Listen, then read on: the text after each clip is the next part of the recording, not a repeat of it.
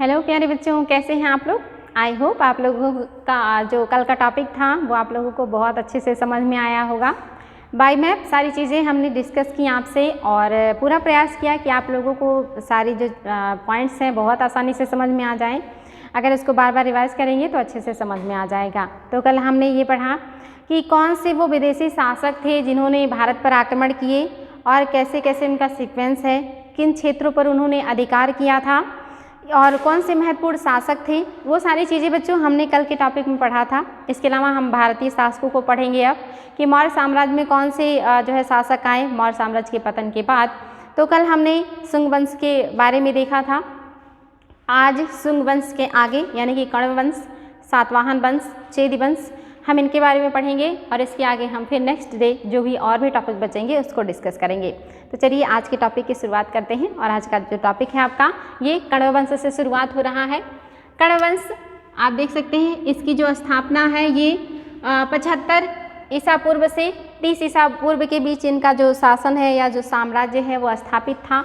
और इसके संस्थापक कौन है तो माना जाता है अंतिम शासक देवभूति की हत्या उसके अधिकारी वसुदेव। नाम याद रखेंगे बच्चों, हत्या किसकी हो रही है देवभूति की और कर कौन रहा है वसुदेव ने कर दी और फिर उसने कण्व वंश की स्थापना की। पुराणों में इस वंश के शासकों के 4 नाम मिलते हैं। इस वंश के कौन कौन से शासक हैं तो पहले तो वसुदेव हैं, दूसरे हैं भूमिमित्र, तीसरे हैं नारायण और चौथे हैं सुधर्मन। ये 4 जो है कण्व वंश के राजा हैं जो कि महत्वपूर्ण राजा हैं। संस्थापक वसुदेव हैं, इन्होंने ही कण्व वंश की स्थापना की है और किसकी हत्या की है तो शुंग वंश के अंतिम शासक देवभूति की हत्या की है। यानी शुंग वंश ने मौर्य साम्राज्य के अंतिम शासक बृहद्रथ की हत्या करके अपने नए साम्राज्य या शुंग वंश की स्थापना की और शुंग वंश के अंतिम जो शासक हैं देवभूति उनकी हत्या करके सुधर्मन ने एक नए साम्राज्य यानी कि कण्व वंश की स्थापना की। अब इनके जो अंतिम शासक हैं इनकी हत्या करके जो सातवाहन हैं वो नए साम्राज्य की स्थापना करेंगे। और ये जो भी साम्राज्य है ये सारे ब्राह्मणों द्वारा स्थापित किए जा रहे हैं यानी कि ब्राह्मण साम्राज्य है। और आपको पता होना चाहिए बच्चों, इसके पहले आप मौर्य साम्राज्य तक आपने देखा कि जो ब्राह्मण है वो कभी साम्राज्य की स्थापना नहीं करते थे या शासन नहीं करते थे। उनका काम ज्ञान लेना, ज्ञान देना, दान लेना होता था और उन्हें समाज में बहुत ज़्यादा सम्मान प्राप्त होता था। लेकिन मौर्य साम्राज्य में जब बहुत सारे धर्मों और संप्रदायों का उदय हुआ और जो ब्राह्मण वर्ण है इन्होंने अपनी प्रतिष्ठा में ह्रास महसूस किया तो यहाँ पे जो पुष्यमित्र शुंग हैं इन्होंने जो है शासन करने का एक नया दौर शुरू किया। और जब कोई ब्राह्मण क्षत्रिय वर्ग करता है तब उसे ब्रह्मक्षत्र कहा जाता है। यानी कि ब्रह्मक्षत्र अगर आए कि ब्रह्मक्षत्र क्या है, इसका मतलब है कि ब्राह्मण द्वारा क्षत्रिय कर्म अगर किया जाता है तो उसे ब्रह्मक्षत्र कहते हैं। और पहला उदाहरण पुष्यमित्र शुंग का है जो ब्रह्मक्षत्र का काम कर रहे हैं। तो ये सारे ब्राह्मण वंश हैं जो कि शुंग आपने कल पढ़ लिया था, आज आप कण्व को देख रहे हैं। आगे है माना जाता है कि 30 ईसा पूर्व में आंध्र यानी कि आंध्र प्रदेश के भृत्यों मीन्स सातवाहनों को भृत्य भी कहा जाता है। भृत्यों या सातवाहनों ने ही इसे उखाड़ फेंका यानी कि इस साम्राज्य को समाप्त कर दिया। जो ये सिमुख हैं या सिंधुक हैं इन्होंने ही जो अंतिम शासक है सुधर्मन इनकी जो है हत्या करके सातवाहन वंश की स्थापना की थी। तो एग्जाम में बहुत ज़्यादा था बच्चों कि किसी वंश का अंतिम शासक कौन है और उसकी हत्या किसने की यानी कि संस्थापक कौन है और लास्ट कौन है। तो लास्ट और फर्स्ट इंपॉर्टेंट होते हैं, उसको आप लोग ध्यान देंगे। आगे बढ़ेंगे बच्चों, आंध्र सातवाहनों के बारे में देखेंगे। तो पुराणों में सातवाहन वंश का संस्थापक सिमुख इंपॉर्टेंट है नाम, इन्हीं को सिंधुक भी कहा गया है और इन्हीं को सिप्रक भी कहा गया है। ये तीनों नाम एक ही व्यक्ति के हैं इसलिए बहुत ज़्यादा इंपॉर्टेंट हैं।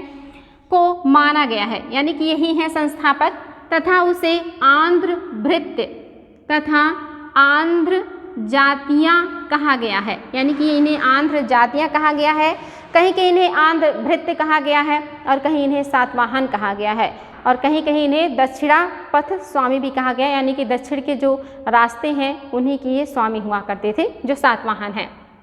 आगे है जबकि अपने अभिलेखों में इस वंश के राजाओं ने स्वयं को सातवाहन कहा है। अपने अभिलेखों में इन्होंने स्वयं को सातवाहन कहा है और बाकी जो हैं ग्रंथ या जो भी उस समय के साक्ष्य हैं वो उनको आंध्र भृत्य या आंध्र जातीय कहते हैं। आगे है इनकी शासकीय भाषा प्राकृत है। ये एग्जाम में आया हो बच्चों, प्राकृत ध्यान देंगे। इस वंश के पहले महत्वपूर्ण राजा सातकर्णी प्रथम है। ये भी एग्जाम में आया है कि पहले महत्वपूर्ण शासक कौन है, तो सातकर्णी प्रथम है ने दक्षिणाधिपति तथा अप्रतिहत चक्र की उपाधि धारण की थी। दक्षिणाधिपति यानी कि दक्षिण पे आधिपत्य स्थापित करने वाला, या अप्रतिहत यानी कि जिसको कोई जो है हरा नहीं सकता, जिसको कोई जो है एक तरीके से कहेंगे जो सारे क्षेत्रों का राजा हो, उसी को कहा गया है अप्रतिहत चक्र की उपाधि ली। सातकर्णी प्रथम ही पश्चिमी मालवा, नर्मदा घाटी तथा विदर्भ के प्रदेश पर विजय प्राप्त की। यानी कि सबसे पहला सातवाहन शासक कौन है जिसने बड़े क्षेत्र में अपने साम्राज्य का विस्तार किया, मालवा, नर्मदा, इन सारे क्षेत्रों में, तो ये सातकर्णी प्रथम हैं जो कि सातवाहन साम्राज्य के सबसे प्रथम महत्वपूर्ण शासक हैं या शक्तिशाली शासक हैं। यानी कि प्रथम शक्तिशाली शासक कौन है सातवाहन का, तो ये सातकर्णी प्रथम है। और लेकिन अगर संस्थापक पूछे तो ये जो है सिंधुक या सिमुक है या सिप्रक हैं। आगे है बच्चों, सातकर्णी प्रथम ने ही इतने सारे क्षेत्रों पर जो है अधिकार किया है। और विदर्भ जानते हैं महाराष्ट्र का क्षेत्र है, यानी कि महाराष्ट्र मध्य प्रदेश के क्षेत्रों पर इन्होंने पूरा अधिकार जमाया अपना। आगे है विदर्भ को अपने यानी कि शुंग शासकों से छीना था। यानी कि उसने क्या किया था, विदर्भ को किससे छीना था, तो शुंग शासकों को जो थे उन्हीं से। आपको पता है शुंग शासकों की 4-5 शाखाएं थी। एक छहरात वंश जो महाराष्ट्र में था, उन्हीं से ही इन्होंने जो है विदर्भ को छीना था। और मध्य प्रदेश में उज्जैन शाखा थी जिसको चंद्रगुप्त द्वितीय ने भी समाप्त किया था। तो इन सारे क्षेत्रों पर जो सातवाहन हैं वो अधिकार करते हैं, यानी कि शुंगों को नीचे से ये लोग कमजोर करते हैं।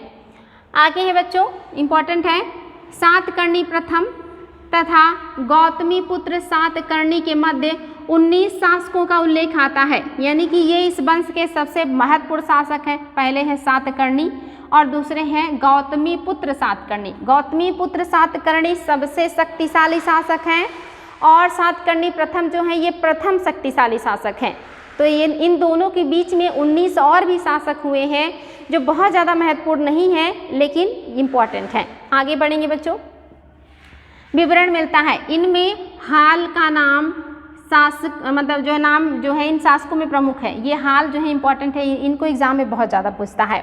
एग्जाम में आता है कि हाल किस वंश के शासक हैं, तो ये सातवाहन वंश के शासक हैं।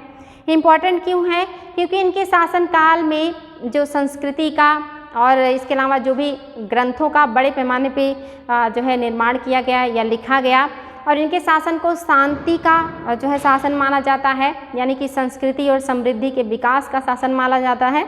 यानी कि इन्होंने युद्ध वगैरह नहीं किए हैं, ज़्यादातर इन्होंने विद्वानों को अपने दरबार में संरक्षण दिया है। और ये जो हाल हैं इनकी पत्नी का नाम मलयवती था, और ये जो मलयवती हैं इन्हें संस्कृत का बहुत अच्छा नॉलेज था, लेकिन जो हाल हैं इन्हें संस्कृत का उतना नॉलेज नहीं था।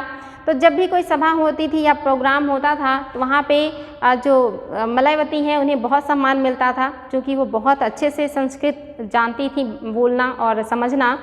लेकिन हाल का उतना अच्छा नहीं था संस्कृत, यानी कि उनको उतना ज़्यादा जानकारी नहीं था।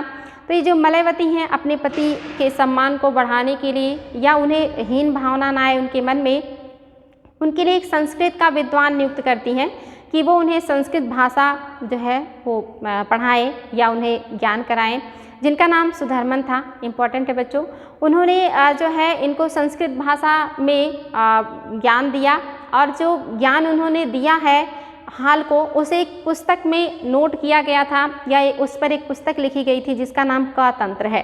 तो एग्जाम में अगर आए कि का तंत्र क्या है, तो हाल को जो शिक्षा दी गई थी इसी पे लिखा गया है का तंत्र लिखा गया है।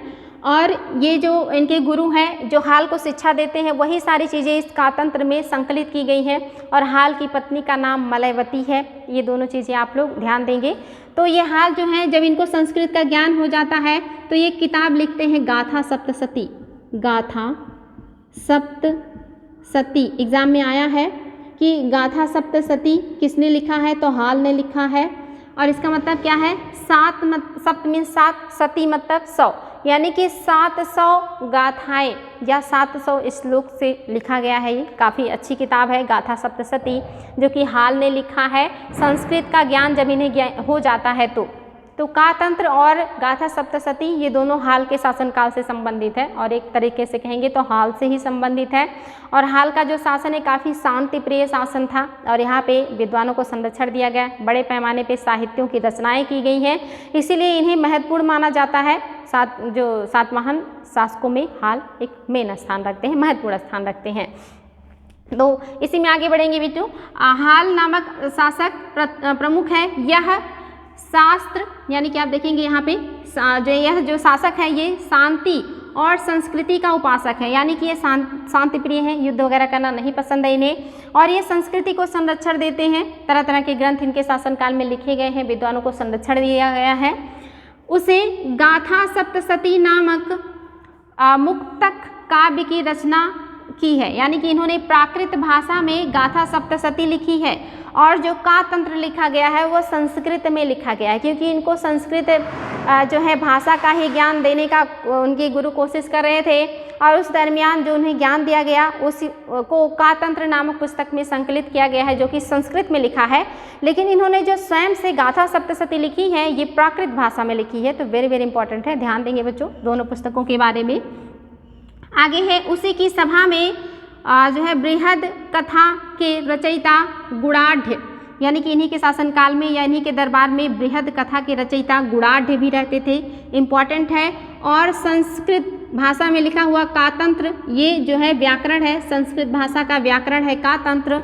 इसके जो रचयिता हैं ये सर्ववर्मन है, यही इनके गुरु हैं। सर्ववर्मन ने ही हाल को जो है संस्कृत की शिक्षा दी है, और उसी शिक्षा को कातंत्र में संकलित किया गया है, जो कि संस्कृत में व्याकरण की पुस्तक है। हाल ने जो स्वयं से अपनी पुस्तक लिखी है वो गाथा सप्तशती है, जो कि प्राकृत भाषा में है। ये सारे पॉइंट बच्चों बहुत ही इम्पोर्टेंट है, इसको आप लोग ध्यान देंगे कि कौन सी किताब किसने लिखी है और वो किस भाषा में लिखी गई है और किस शासक के शासनकाल से संबंधित है। ये सारे एग्जाम में क्वेश्चन आए हैं, तो बिल्कुल क्लियर होना चाहिए आप लोगों को। आगे बढ़ेंगे, गौतमी पुत्र सातकर्णी ये सातवाहन वंश का सबसे शक्तिशाली शासक है। जो गौतमी आप देखेंगे जो सातकर्णी प्रथम है ये पहले शक्तिशाली शासक हैं, लेकिन सबसे शक्तिशाली शासक जो हैं वो गौतमी पुत्र सातकर्णी है। तो एग्जाम में बहुत ज़्यादा क्वेश्चन बनता है बच्चों कि कौन सा शासक सातवाहन वंश का सबसे शक्तिशाली शासक है, तो गौतमी पुत्र सातकर्णी है, इंपॉर्टेंट है, ध्यान देंगे इसको। इनका शासनकाल 106 से 130 जो है ईस्वी के मध्य है। पुराणों के अनुसार गौतमी पुत्र सातकर्णी सातवाहन वंश का 23वां राजा था। इसने अभिलेख में दावा किया है कि यह दावा किया गया है कि उसने नहपान को हराया था। ये जो नहपान है ये शक शासक हैं, इनको इन्होंने हराया था। गौतमी पुत्र द्वारा जो है दावा किया गया है कि उसके घोड़े 3 समुद्र का पानी पीते थे, यानी कि जो गौतमी पुत्र सातकर्णी हैं इन्होंने दावा किया है कि उन्होंने शक शासक नहपान को हराया है, और इनके जो घोड़े हैं वो 3 समुद्रों का पानी पीते हैं, यानी कि उन्होंने अपने साम्राज्य का विस्तार इतना कर लिया है कि वो बंगाल की खाड़ी के जो मतलब पानी है उसको भी इनके घोड़े पीते हैं, अरब सागर और नीचे हिंद महासागर। इनके कहने का मतलब है कि जो तीनों सागरों से घिरा हुआ प्रायद्वीपीय क्षेत्र है ये पूरा प्रायद्वीपीय क्षेत्र हमारे अंडर में है और कोई हमें रोकने वाला नहीं है। हमारे घोड़े जो है तीनों जो तटीय क्षेत्र है उनको टच करते हैं या वहाँ का पानी पीते हैं, अरब सागर, बंगाल की खाड़ी और हिंद महासागर। तो यहाँ पे इन्होंने अपनी बड़ाई की है, तो इम्पॉर्टेंट है, ध्यान देंगे बच्चों। आगे है, इन्होंने अपने आप को जो है पंडितों का पंडित कहा, यानी कि गौतमी पुत्र सातकर्णी खुद को पंडितों का पंडित कहते हैं। इंपॉर्टेंट है, एग्जाम में आया भी है कि कौन सा शासक है जो अपने आप को पंडितों का पंडित कहता है, तो ये हैं जो है गौतमी पुत्र सातकर्णी। ये अपने आप को सर्वश्रेष्ठ पंडित कहते हैं या सबसे जो है उच्च पंडित का दर्जा देते हैं, तो इम्पॉर्टेंट है, इसको ध्यान देंगे। यह सातवाहन वंश का सबसे शक्तिशाली राजा था, तो इम्पॉर्टेंट है, ये सारी चीज़ें मैं बता चुकी हूँ। आगे है वशिष्ठ पुत्र पुलमयी, ये जो है महत्वपूर्ण शासक हैं, ये अंतिम जो है शक्तिशाली शासक हैं। सातवाहन वंश के। और ये क्यों इम्पोर्टेंट है? क्योंकि इनका जो युद्ध है ये शक शासक रुद्रदामन से हुआ था। इनके शासनकाल में जो राजा था वो रुद्रदामन था। और रुद्रदामन का जो शासन है या टाइम पीरियड 130 से 150 AD के बीच में है, या कहिए कि ये दोनों लोग समकालीन हैं कि जो है देखेंगे समकालीन हैं, और दोनों के मध्य अनवरत युद्ध चलता रहता था। यानी कि ये दोनों आपस में लड़ते रहते थे, और बार बार जो रुद्रदामन है ये सातकर्णी जो है पुलमावी सातकर्णी इनको जो है बार बार हरा देते हैं, यानी कि बार बार हार जाते हैं। तो वशिष्ठ पुत्र जो पुलमाई हैं ये रुद्रदामन से हार जाते हैं।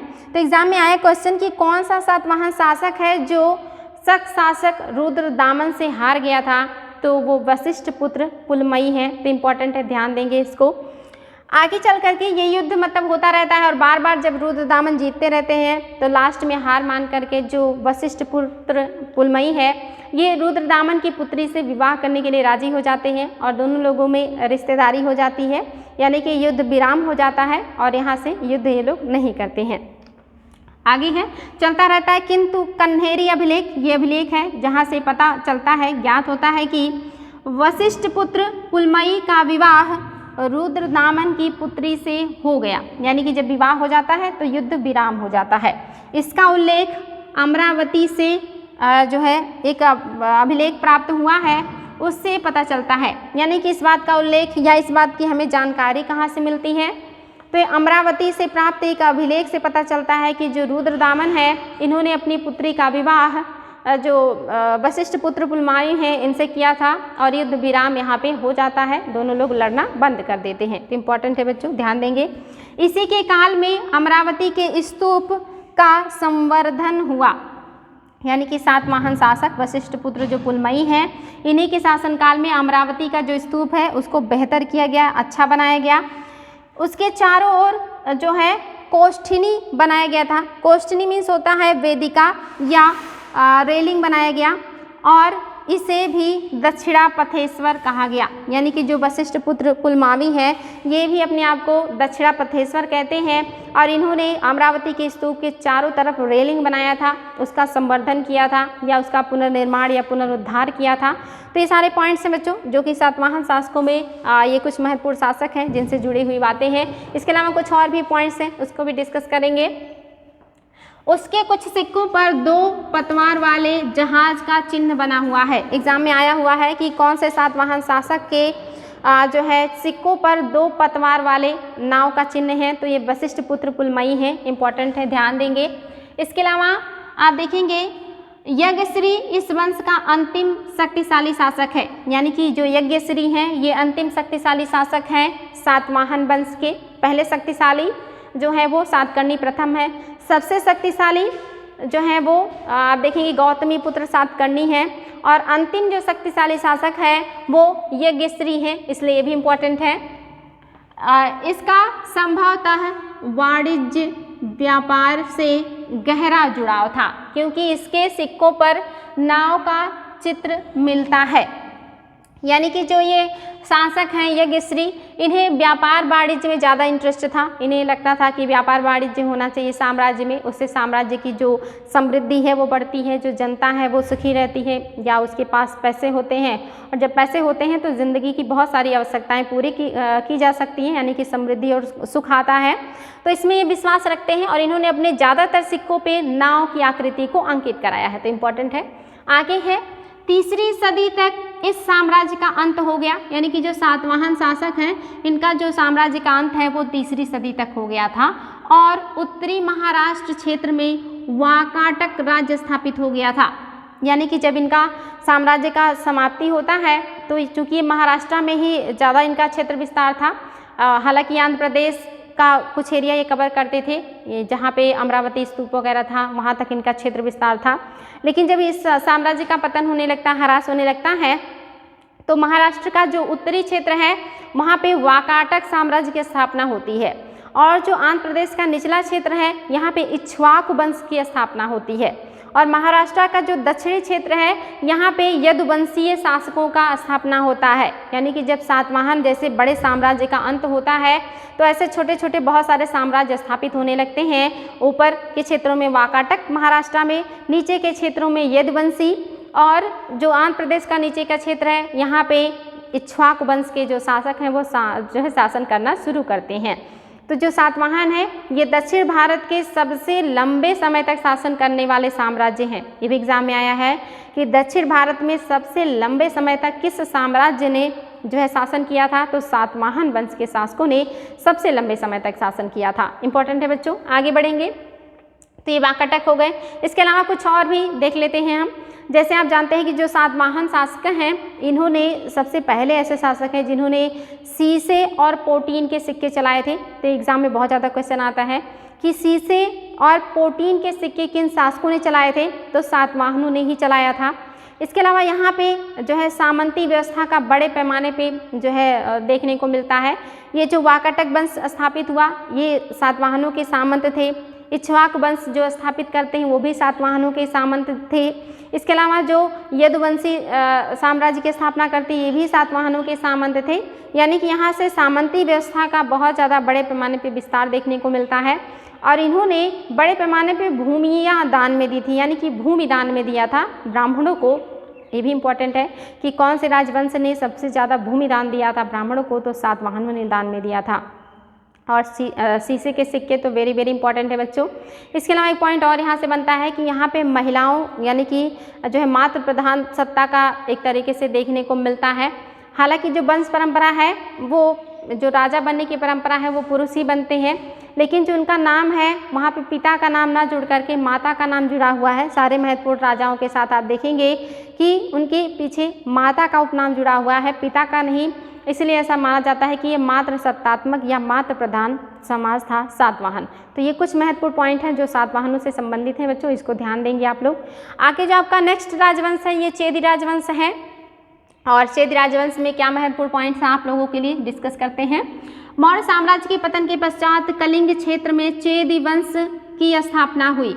कलिंग क्षेत्र मीन्स उड़ीसा के क्षेत्र में चेदी वंश की स्थापना हुई। नीचे आंध्र प्रदेश में आप देख ही रहे हैं सातवाहन थे, इक्ष्वाक आ गए, आगे चल करके वहाँ पे फिर दूसरे शासक आएंगे। तो जो उसके ऊपर का क्षेत्र यानी कि उड़ीसा का क्षेत्र है उसको कलिंग कहा जाता था और उस क्षेत्र में एक नए राजवंश की स्थापना हुई थी और वो चेदी वंश थे। यानी कि मौर्य साम्राज्य के पतन के बाद शासन का विकेंद्रीकरण देखने को मिलता है। नीचे के क्षेत्र में जाएंगे तो चेदी वंश देखने को मिलेंगे आप। पहले तो शक थे, शक के बाद कण्व आते हैं, कण्व के बाद सातवाहन आते हैं। सातवाहनों के समकालीन ही लगभग आसपास चेदी वंश भी है। और आप देखेंगे सातवाहनों के पतन के बाद इक्ष्वाक, वाकाटक और यदुवंशी आ जाते हैं। ऊपर के क्षेत्रों में आपने देखा हिंद यवन आक्रमण करते हैं, उनको जो है उनसे युद्ध करने के बाद जो शक हैं वो नीचे के क्षेत्रों में आते हैं और बड़े क्षेत्र में अधिकार करते हैं। बाद में जो पहलव हैं वो भी आते हैं, उनका भी आक्रमण होता है और हिंद यूनानियों से युद्ध करके एक छोटे से क्षेत्र पे वो भी अपना अधिकार करते हैं। और लास्ट में जो है वो कुषाण आते हैं, यूची कबीले वाले, और ये भी ऊपर के क्षेत्रों में अधिकार करते हैं। यानी कि भारत के पश्चिमोत्तर क्षेत्रों में विदेशियों का जो है अधिकार है और भारत के नीचे के क्षेत्रों में हमारे भारतीय शासकों का विस्तार है, जिनके बारे में हम डिस्कस कर रहे हैं पिछले वीडियो से ही।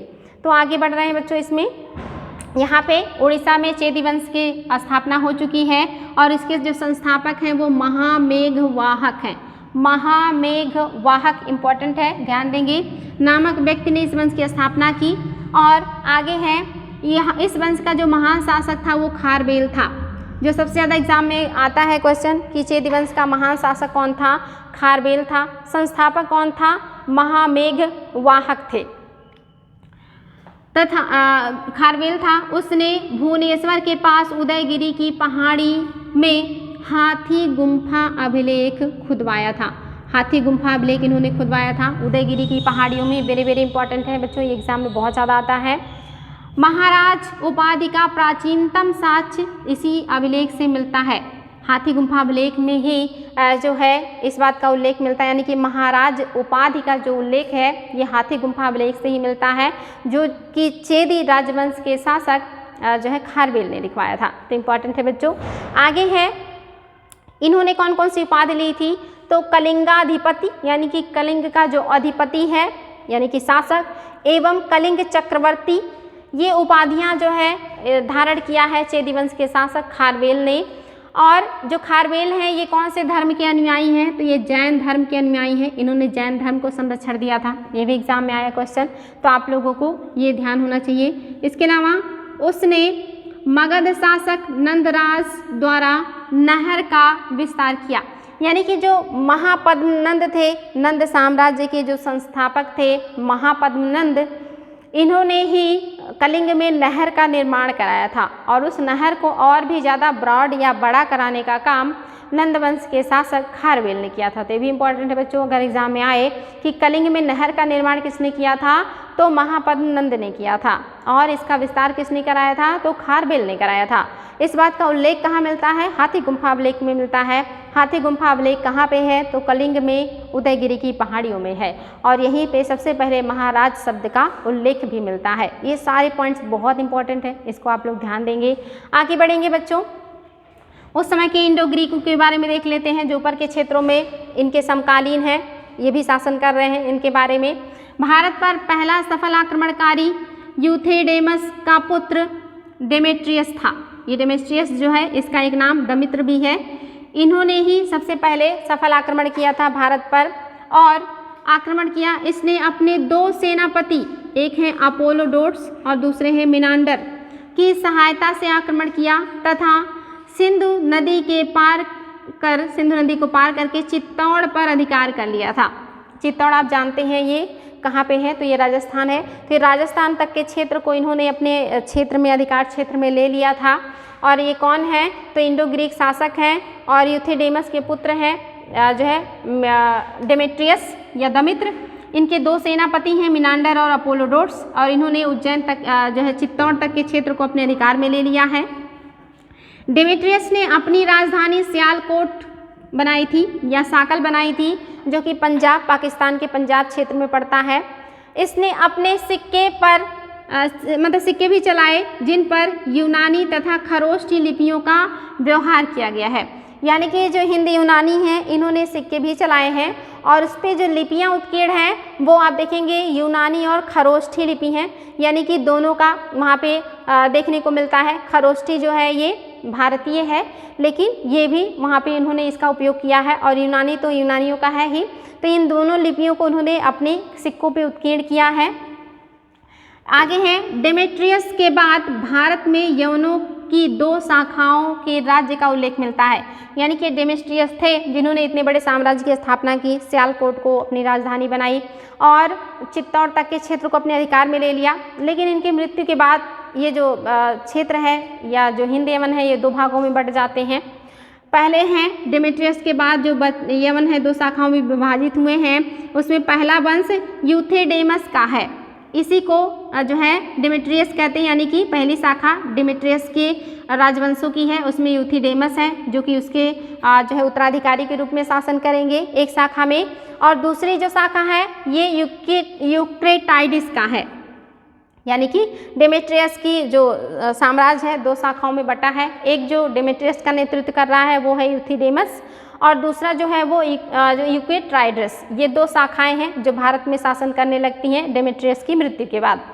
आगे है, ये जो मिनेंडर है या मिलिंद है, ये जो पहली शाखा है यूथेडेमस या डेमेट्रियस का, इसी के उत्तराधिकारी हैं मिनेंडर या मिलिंद, जिन्होंने बौद्ध धर्म को स्वीकार किया था, जिन्होंने नागसेन से काफ़ी इनको प्रभावित किए थे नागसेन। और इनका जो मिलिंद पन्हो नामक पुस्तक में उन सारी बातों की या चर्चाओं का उल्लेख मिलता है।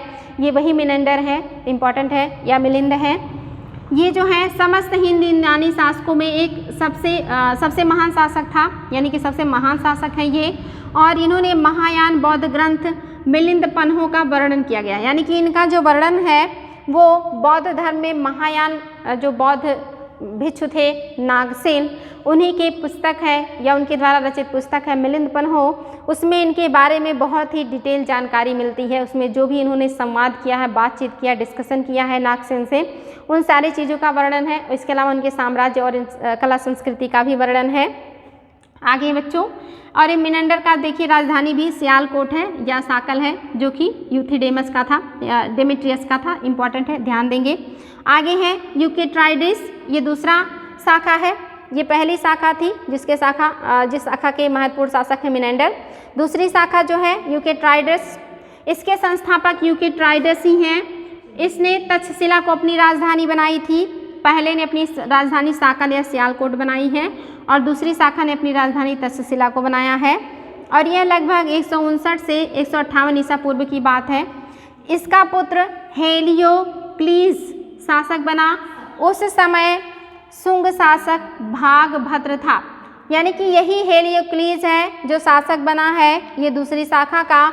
और इसी का राजदूत जो है वो आता है भागभद्र या जो भागवत है इनके दरबार में, और विदिशा में गरुड़ स्तंभ की स्थापना करता है। तो इम्पोर्टेंट है बच्चों, यही है वो। आगे हैं तथा एंटियालकिड्स ने मतलब जो है दूसरे नंबर पे शासन किया है। हेलियोक्लीज के बाद एंटियालकिड्स हैं जो दूसरे नंबर के शासक हैं इस शाखा के। और इस शाखा के लोगों ने भागभद्र के साथ जो है अच्छा संबंध रखा था और इनके दरबार में राजदूत भी भेजा था। तो इम्पोर्टेंट है, ये सारी चीज़ें मैं पिछले वीडियो में भी डिस्कस कर चुकी हूँ। इंडो ग्रीक शासकों की वंशावली उनके सिक्कों से ज्ञात होती है। आपको पता होना चाहिए बच्चों, ये ऐसा टाइम है कि जब उस समय के जो इतिहास है उसकी जानकारी के जो स्रोत हैं वो सिक्के हैं, यानी कि हिंद यूनानियों के बारे में जो हमें जानकारी मिलती है उनके द्वारा चलाए गए सिक्कों से ही पता चलता है। यानी कि ऐसा साम्राज्य है या ऐसा टाइम है जहाँ के इतिहास का जो जानकारी है वो हमें सिक्कों से प्राप्त होता है। तो वेरी वेरी इंपॉर्टेंट है, इंडो ग्रीक शासकों की वंशावली का जो जानकारी है वो हमें सिक्कों से प्राप्त होता है, जिस पर इन्होंने यूनानी लिपियों का भी उल्लेख किया है या प्रयोग किया है। और आगे चल के इन्होंने ब्राह्मी और खरोष्ठी लिपि भी उत्कीर्ण करवाए हैं अपने सिक्कों पर।